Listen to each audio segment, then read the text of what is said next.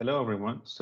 Today we start again with our third set of lectures of applied game theory. And today's lecture about strategic games, equilibria. This is the outline of the presentation. So we'll talk about mainly about the Nash equilibrium concept. We'll go through a simple mathematical formulation, and we'll see how to compute Nash equilibria for Bimatrix games, and we'll detail a small example on computational aspects, and finally we'll summarize. So, what is a Nash equilibrium? And this is, in fact, the most famous way to solve a game. It was introduced by John Nash in 1951, and it's also called strategic equilibrium. And in fact, it is a list of strategies such that for each one of the players, nobody has any incentive to unilaterally change his or her strategy. In fact, Nash general existence theorem shows that there is at least one Nash equilibrium, possibly in mixed strategies for every strategic form game. And in fact, many people, including researchers, think that finding a Nash equilibrium is the ultimate goal of a game model, which is basically wrong. Is first of all a Nash equilibrium unique, or is it always efficient? In fact, a game can have multiple Nash equilibria, and a Nash equilibrium can also be inefficient.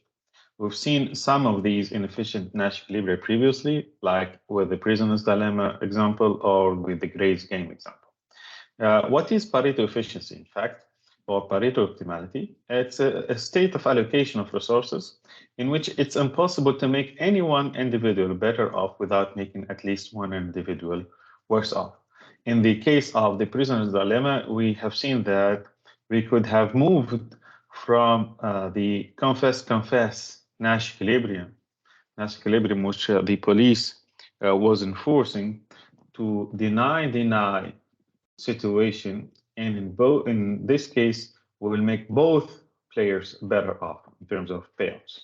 And the term, in fact, of Pareto optimality or Pareto efficiency is due to Vilfredo Pareto, who was an Italian economist, and he used the concept in his studies of economic efficiency and income distribution.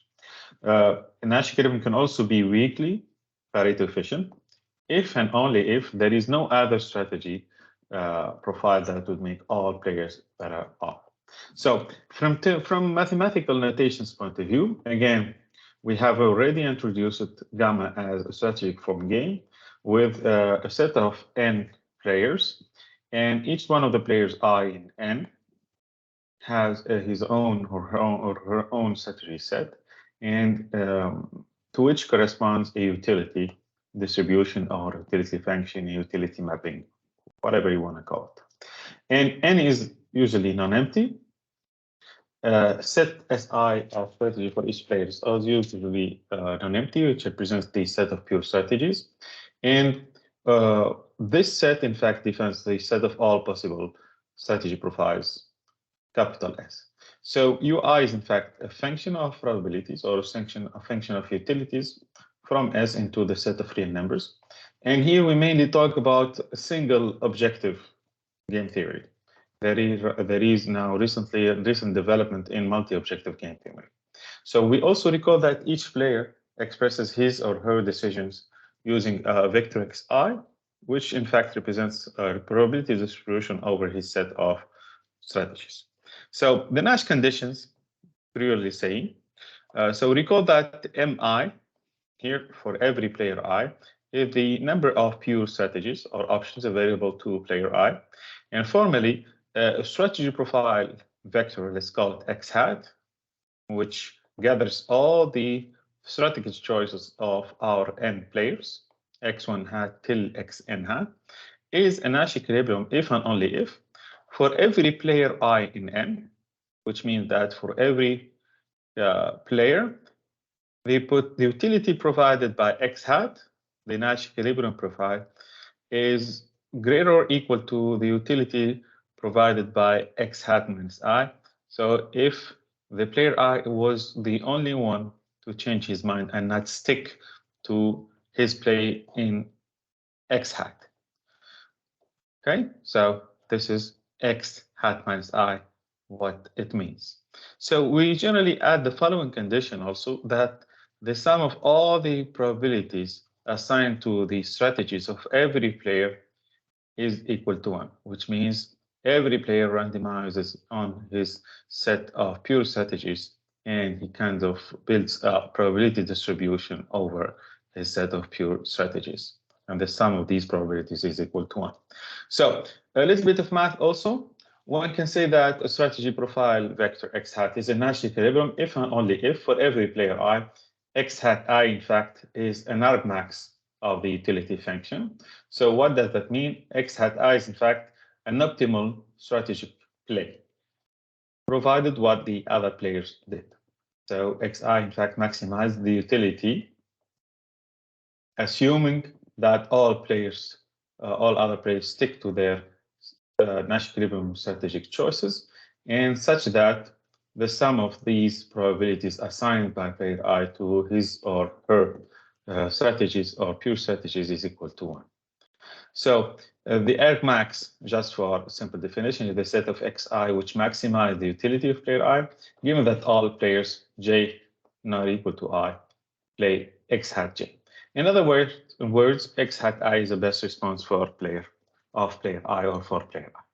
So a little bit of linear programming formulation. So for a two-person strategic form game, let A1 and A2, first of all, be the payoff matrices. So what we usually call Bimatrix games or two-person games. Here, a strategy profile vector x hat, which gathers x1 hat and x2 hat, is a Nash equilibrium if and only if. In fact, x1 hat is an argmax of the utility of player 1, and x2 hat is an argmax of the utility of x2. So here in the general setting of the Bimatrix game, the two payoff matrices are A1 and A2. And in fact, as we said in class, player 1 plays on the rows usually, and player 2 plays on the columns of these two matrices. And the sum of all the probabilities assigned by each player to their pure strategies is equal to 1. Okay, so this is the primal formulation. Now let's recall a little bit of primal-dual relation. Recall what we have seen already in the operational research or linear programming course about duality. So what we've seen that to each variable in the primal corresponds a constraint in the dual and vice versa. And also, if you have an equality condition in the primal, then its dual variables should be free. And the objective coefficients in the primal become the right-hand sides in the dual and vice versa. And from the primal and to the dual, the constraints coefficient matrices are the transpose of each other's. So in our case, we would have one dual variable for each dual program. And this is due to the fact that in our primals, we had only one condition each. So we'll have one variable here, one dual variable which comes from this condition, and one dual variable which comes from this condition. So this way we can build these two linear, dual linear programs for our Bimatrix game. And the dual variables here will be called alpha and beta, and which ultimately represent, in fact, the final payoff of both the players at the end of the game. So alpha hat would be in fact an argmax to this dual objective, which minimizes alpha, subject to this condition. And as you have seen here, we will have alpha multiplied by a vector of 1 or row vector of 1s. And we'll have, these are in fact the coefficients of the x1 variables in the linear program corresponding to the primal of player 1. And for player 2, he minimizes beta subject to these conditions, such that beta multiplied by this row vector of 1 greater or equal to x1 hat a2, which represents in fact the objective coefficients of the variables x2 in the primal of player 2. And Here is the definition. One is a row vector with all elements equals to 1. And we have gone through the appendix 1 for the reviewing process about the primal-dual theory. Okay, so once everything is set, what one can say that at any Nash equilibrium of a Bimatrix game, the primal and dual conditions are satisfied. And in addition, we'll add what we've seen as the complementarity slackness conditions or complementary slackness conditions, which in fact make sure that at optimality we do have the shadow price of each one of the conditions on the primal or in the dual multiplied by the condition itself makes it equal to 0. And these are in fact the conditions in the primal, the conditions in the dual, and these are the corresponding complementary slackness conditions. So now about Nash equilibrium computation, and we'll mainly go through the Lemke Howson's algorithm. So for Bimatrix games, many methods can be applied to generate a Nash equilibrium. And maybe the most famous one is the one by Lemke and Howson in 1964. In fact, this method performs what we call a number of pivots to find the solution which satisfies all complementary slackness conditions. And in fact, it is based on a small modification of the equilibrium conditions defined earlier. So the conditions of the dual you see here will kind of make them in standard form. So we'll add these slack variables E and F. And also the complementarity slackness or complementary slackness conditions, which were written in the previous slides, will be rewritten now that we have introduced these slack variables. We'll write them this way. So we'll have, instead of having x1 hat times alpha minus ax2 hat equals 0, it should be rewritten as x1 hat times e equals 0. Okay, this way, so we could be having the initial setting of our conditions, but for Lemke Howson's for Lemke and Howson, it's not enough. In fact, there are specific conditions to apply the algorithm, and the algorithm, in fact, applies to Bimatrix games with strictly positive payoffs. In practice, what one can do is that the Bimatrix game can be transformed to a game with strictly positive payoffs without changing the geometric structure of its set of Nash equilibria or the geometric architecture of its set of Nash equilibria. How can one do that? To do so, you just need to add the same positive number to all payoffs of a given player, and same positive number, which number make sure that it's large enough to make all your utilities or payoffs greater or equal to 0, or even strictly greater than 0. So now that we have assumed this condition, one can divide by alpha and beta in the previous system obtained, the previous linear and nonlinear system obtained, because alpha and beta cannot be zeros. We just made sure that all the entries in the payoff matrices are non-zeros. So if one divides by alpha in the first row here, we get ones on the left side, and this is our new writing for this condition.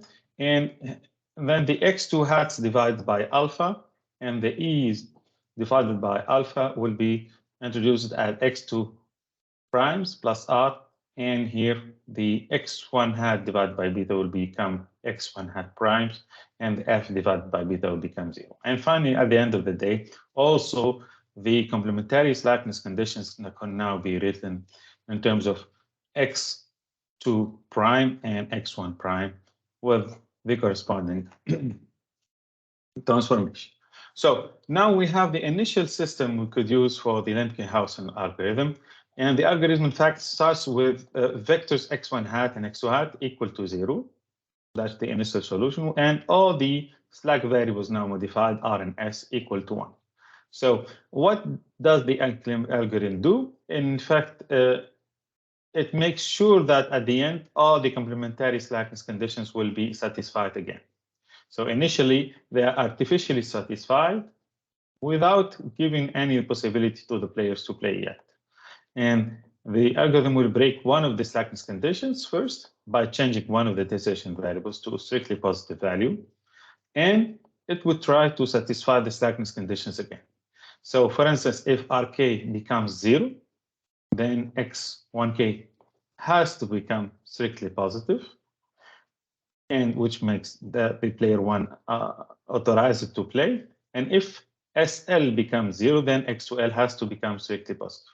And in fact, at the end, the algorithm stops if all complementary slackness conditions are satisfied again. And at the end, what we can get from the algorithm are the values of the x1 primes and the x2 primes. And we need to divide by the sum of all the probabilities assigned to x1 primes and x2 primes to get the exact value of the probability play by each one of the players at the Nash equilibrium solution. Okay, so let's see one small example. So remember the penalty shots game we've seen previously. So we recall that this game contains what we call a soccer player, which decides to shoot a penalty, and she could shoot left, middle, right. We have a player 2 who's the goalie, and she or he can dive to the left, middle, or right. And in fact, the actions are chosen simultaneously, and the payoffs are given in these two matrices. And we've seen previously that capital M strategy for player 1 is strictly dominated by the half by half combination of strategies capital L and capital R. And after removing the strategy capital M, you could also remove the strategy small m for player 2.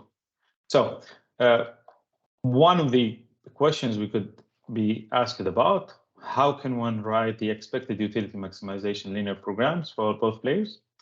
And what do we think about the form of the mathematical programs obtained? Are they linear? Are they nonlinear? We could write also the primal-dual optimality conditions for both players and discuss how we could find the Nash equilibrium. So this is the solution to our case. In fact, for the penalty shots game, after eliminating the strategies M for player 1 and capital M for player 1 and small m for player 2, as we said earlier, we could have this setting of the two linear systems for the Rx conditions and the X conditions. And here for player 2, we have R1 equals 1 minus 4x2 prime minus 9x2 prime 2. So these are the probabilities of playing strategy 1 and strategy 2 in the modified game after removing strategy small m. And we have also R2 equals 1 minus 9x2 prime 1 minus 4x2 prime 2. And for the player 1, we have S1, which is 1 minus x1 prime 1 minus x1 prime 2. And here there is a tiny typo. S2 is equal to 1 minus x1 prime 1 minus 6x1 prime 2. So if one makes x1 prime 1 here enter the basis, we could observe that the maximum value it could take would be given by S1 in the first row here, which is 1 divided by 6. So S1 would leave the basis, and you could bring x1 to the left side, x1 x prime 1 to the left side, and it would be written 1 over 6 minus 1 over 6 x1 prime 2 minus 1 over 6 s1. Okay, and the second row becomes S2 equals 5 over 6 minus 35 x1 prime 2 plus 1 over 6 s1. So since s1 became 0, then what can one do? As we've seen in the previous slide, you are allowed to do what? To make x2 prime 1 become 0. And we could work this example as we did in the class for the small and tiny example from Appendix 2. Okay, so to summarize, finally, we talked here in this video about the Nash equilibrium definition. We've seen the difference between Nash equilibria and Pareto inefficient Nash equilibria. We've talked about Bimatrix game, mainly Nash equilibrium conditions. We've detailed the Lemke and Howson's algorithm. And we've said what happens if the Nash equilibrium obtained is Pareto inefficient? We've seen many cases like this, like the prisoner's dilemma, the great game. Is it possible at the end to compare some Nash equilibrium and choose the best one? That's what we will see earlier when we talk about refinement. And one of the open questions, how can we get all the Nash equilibria? And we talked about enumeration algorithms as detailed, for example, as it is contained in the X game software. Okay, so thank you very much. I'll post the video and get back to you soon with the small example, much more detailed about the Lemke Howson algorithm. Thank you very much.